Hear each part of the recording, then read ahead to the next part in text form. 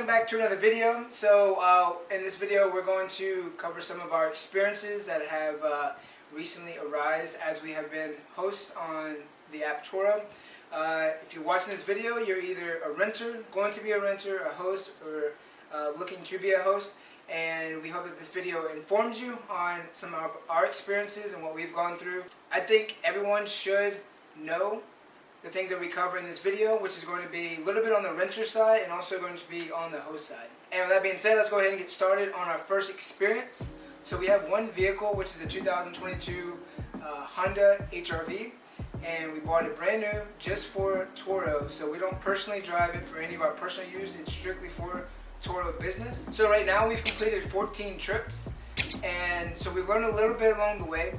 And one of our first experiences, which I'll let her kind of talk about. So our first experience with a customer just being straight up rude was we went above and beyond for her, so she was picking it up at a hotel. And we show up 30 minutes prior to the reservation just in case they're early, lost, just so they can find us easily. We're there. They can be like, oh, I'm over here. Okay, we'll go to you a little closer and communicate that way. We were there early. The girl called us at her reservation start time and was like, I'm running late. And we're like, okay, we'll wait a little bit. 30 minutes later, she calls us. She said, I'm still on the way. Sorry, running late. Okay, we're waiting in the hot sun for this girl. And she shows up, finally like 45 minutes late. And we have things to go to because it's high traffic and we have plans for the day. And she takes the car, goes about her way, and then she returns the car. We get our review of her, and she completely gives us a bad rating because she could not find the location. Yeah, so she asked for the car to be delivered there. We were there. She in no way told us, hey, I'm lost, I can't find it. She called and kept saying, I'm in the mall, I'm in Macy's, I'm in whatever, and we're like, no, we're at the hotel. We're right outside of the Sky Bridge, which is exactly what it's called, and the second floor, which is exactly the level we were at. So if she was at the hotel and was dropped off at the hotel, she would have easily been able to walk outside of the Hotel Sky Bridge and find us. But in her review, she put that we were across the street, we weren't there, and it's just all about communication. Like, how are we supposed to know you didn't know where you were, and then you want to show up an hour late and then put fault on us and make sure everybody knows we were at fault for you being late? And not to mention, she vaped in the car. But Turo, if you didn't know, unless they leave physical evidence, so unless she left her vape there or left cigarette butts everywhere, we are not allowed to charge or open a case that she smoked in the car, but that car reeked of cotton candy. So at the beginning of each rental, every single person that books with us, I automatically send a automated message. Well, it was automated, but I turned it off recently, but it's pretty much a copy and paste of, I'll go ahead and pop it up on the screen, but this is what that message says. If you're a host and you're having the same kind of issue in your area picking up at the airport like we do here on the island, then you can choose to use this as your template. I usually say, hey, so and so, whoever is the name on the rental, thank you for choosing to reserve at Turo. I see that you requested to pick up from the airport. As you probably know, Wahoo isn't the biggest fans of such things as Turos and ride shares, so like Uber, Lyft, and things like that. Picking up and dropping off the car at the airport can be a bit tricky, but we plan to pick you up at the airport and turn over the vehicle right outside of the airport. Looking forward to providing the best experience for your trip here at the island. If you have any questions or concerns, I'm always available. And they always say either no questions at this time, or we have had some that come back and want to continue talking, and then we respond and answer all those questions. Right from the beginning, we typically go ahead and let them know it is going to be tricky because of the location they selected the car at, which is most likely going to be the airport to pick them up at. So the airport, this is for renters and for hosts, and I think it's Turo kind of all throughout all of the states right now. As of July of 2022, I know every state right now has an issue pick up and drop off at the airport because it's pretty much a business that's not paying or giving any type of incentives for that airport to use their service, i.e., pick up and drop off of a customer and they're just leaving. When there's rental companies which pay to be at the airport, and obviously it's going to be a lot more expensive than it is for Turo.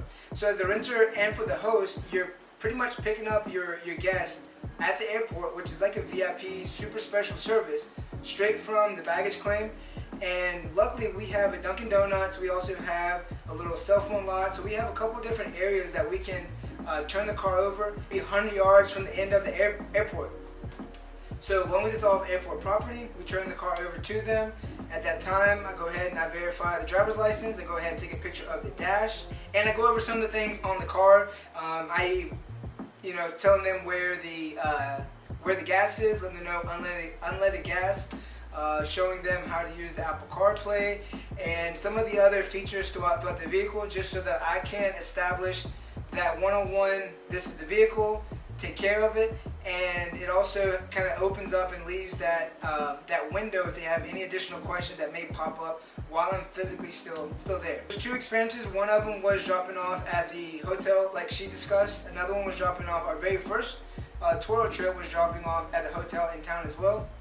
That one went smooth, pick up, drop off, no issues at all. For a renter, it also helps when a renter is on time. There is a late fee policy that can be deducted. And also for a host, especially if you're like us and you're waiting for people to land at the airport, obviously just because it says arrival on a certain time or the person should be arriving does not necessarily mean that they will be there on the time.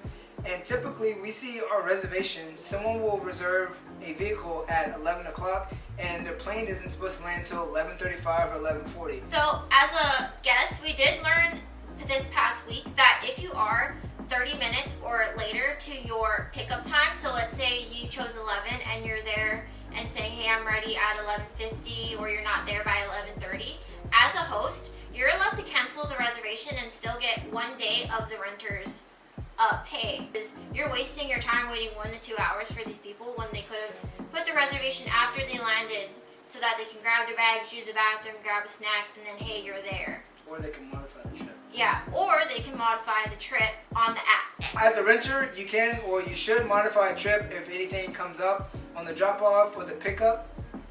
I'm not very sure on the renter side where the fee is associated. I just know somewhere, and I think it's within that 24-hour window, if you modify the trip on the pickup or the drop-off, then Turo does charge you some type of modification change, and I believe that goes to Turo themselves. And as for the host, you can accept or decline that change of time. For our second experience, which is still pending at the moment, we had a reservation that was a 7-day reservation. Yeah. So it was a 7-day reservation.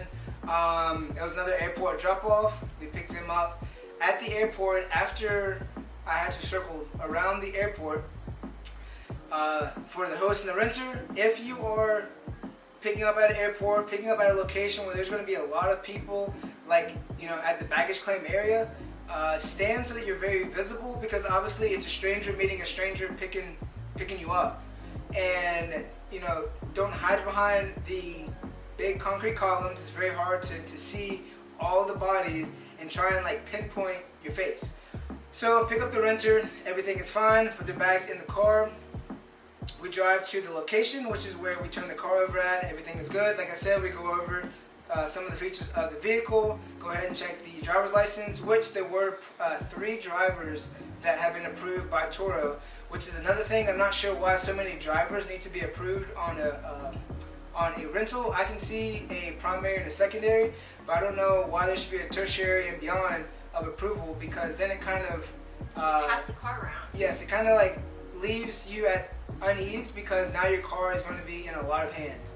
So that was one thing as a host that was a little worrisome. Whenever I did look and see there was multiple people, not just 2, there was 3 people that have been approved to drive the car, and I'm only checking 1 driver's license.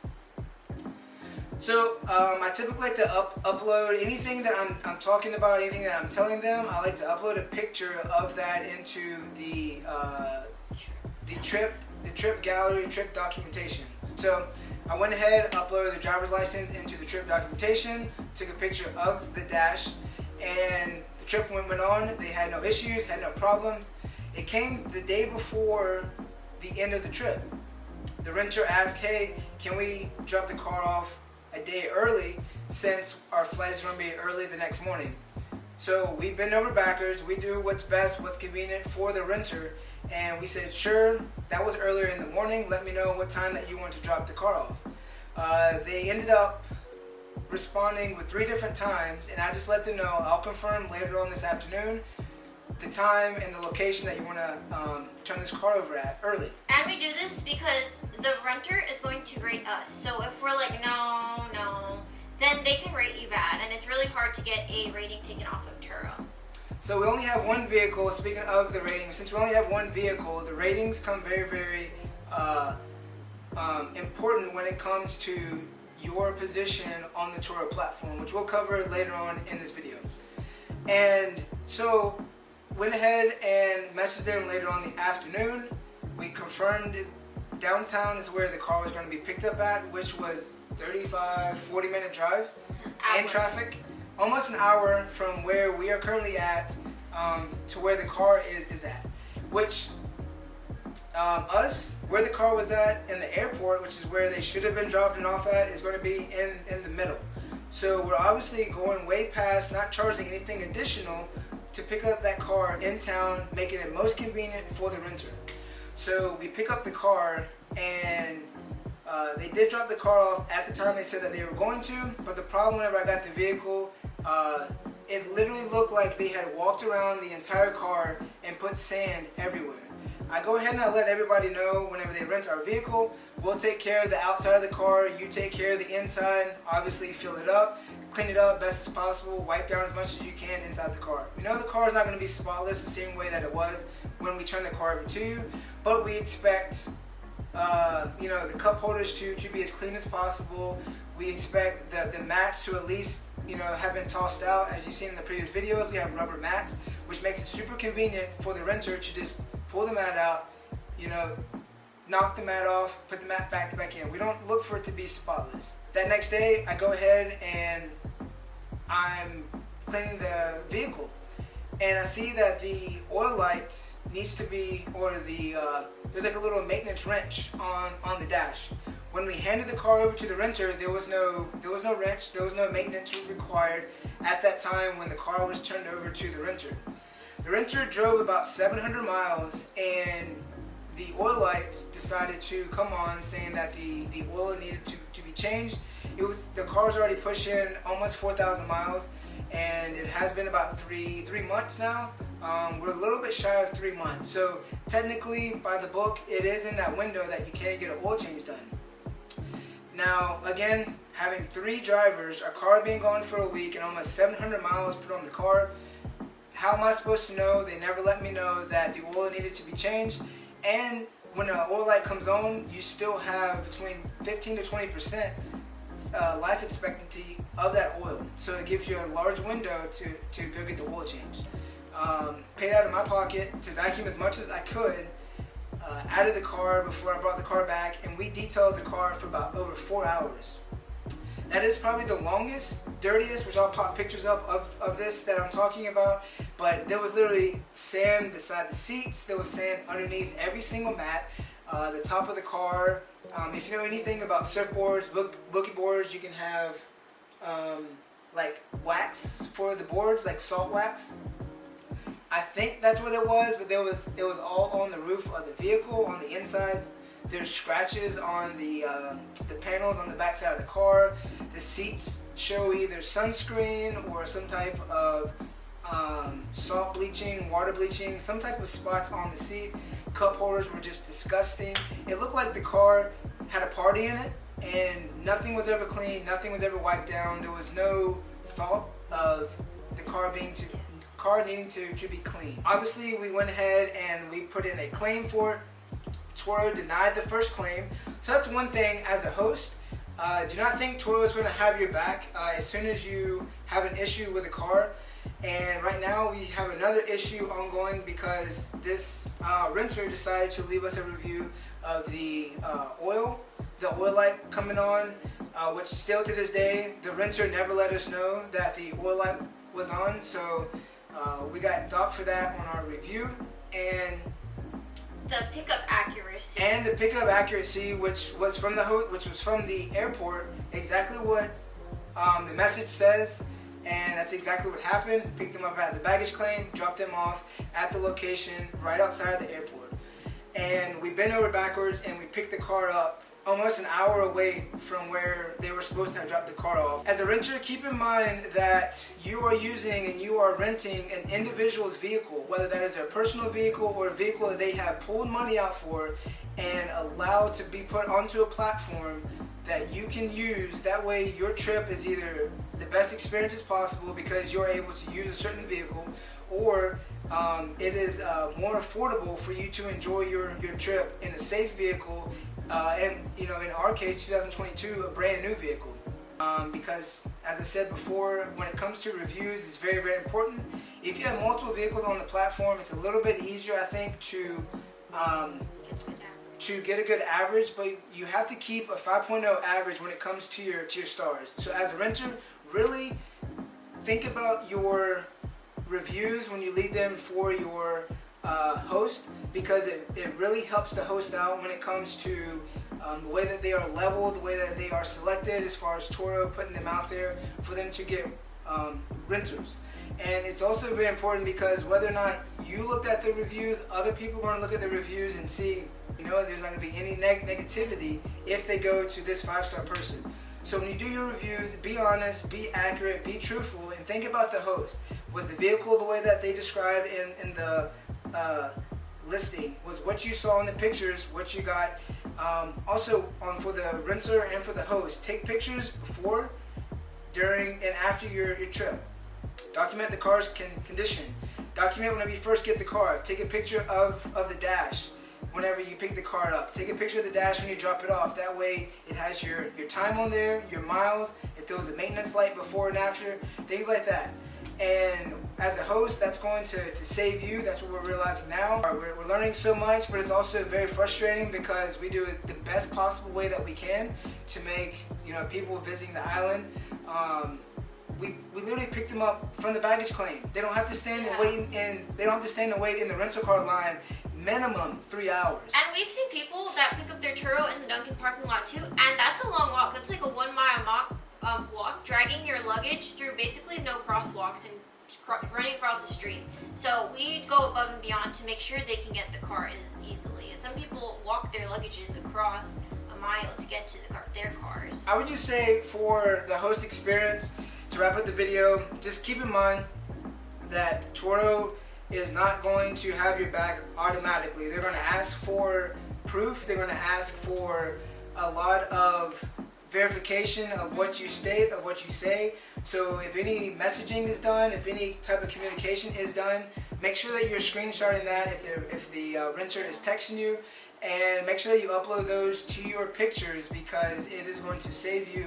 Hopefully we will find out. We're still waiting for email confirmation on that. Yes, so keep everything to the app. If they want to text to your personal phone, bring it back to the app, because all the Turo support's going to do is pretend they don't see anything, and you're going to have to keep providing proof. So the more messages you have, the more contact you have. If they call you, you're kind of screwed. So make sure you have messages of what's happening. And then same thing with the reservations. We pick it up early. They want to pick it up later. They want to do it for different location. We're learning. They need to modify it, because if they don't modify it and we tell them no, we're not going to pick it up in town for you at an earlier date, they can't get upset because they didn't change the trip. So Turo says they can take it out as a retaliation. So big picture, as a host, you want to do the best for everybody, but keep it to the app and blame it on Turo. Say it's Turo's policy, change your reservation. As a renter, keep in mind your host bends over backwards whether you know it or not. We detail every single reservation for at least 2 hours. This last one took us over 4 hours in 2 separate days to make sure this car was spotless. This car is new. We keep it new. We try to do as best as we can. And we literally, as you see, we spend money on expensive products for the vehicle. That is for our sake, and that car is able to be taken care of if and when we do choose to exit Turo with that vehicle. It still has its new way about it, and we do as best as we can to make it easier on the renter, getting the mats, and dropping the car off, being very brief, and picking the car up and doing what's most convenient for the renter. So again, we're going to come out with some more videos that just keep on, as we keep on learning the experiences that we go through, the ups and downs of Turo. Overall, as a platform, Turo is interesting, but it is a learning curve for us, and it's also, if you're interested in it, it's going to be an experience. So just know that when these happen to you, you can contact Turo. They do like to contact you, but you're going to be waiting a lot to hear back from the resolution team, which we're waiting to hear back within 24 to 48 hours. Most likely, one or two of our experience or that our claims are still going to have continuation from the customer service. So I'm just looking forward to talking to Turo customer service once again in the next couple of days, so that we can finally get some resolution on these crazy experiences that we've been going through. But again, hope you liked the video. Hope you learned something from the video. It's going to be a long video, so we apologize. If you have any questions, leave a comment down below. Leave a comment down below, especially if you are a renter or if you are a host and you have dealt with any of these types of experiences when it comes to renting a car, picking it up, dropping it off. Let us know how your airport experience is. How do you drop it off? How do you turn the car over to your renters? I guess that would be a good one. Because right now, I am almost to the point of parking the car in the structure and having them pay to leave the structure. And again, we try to be convenient, but right now, it seems the less contact we have with a person is going to be the best option, the best way. So again, leave a comment down below. Give this video a like if you enjoyed it, and we will be coming out with some more videos of our experiences. But again, subscribe to the channel, and we'll see you next time.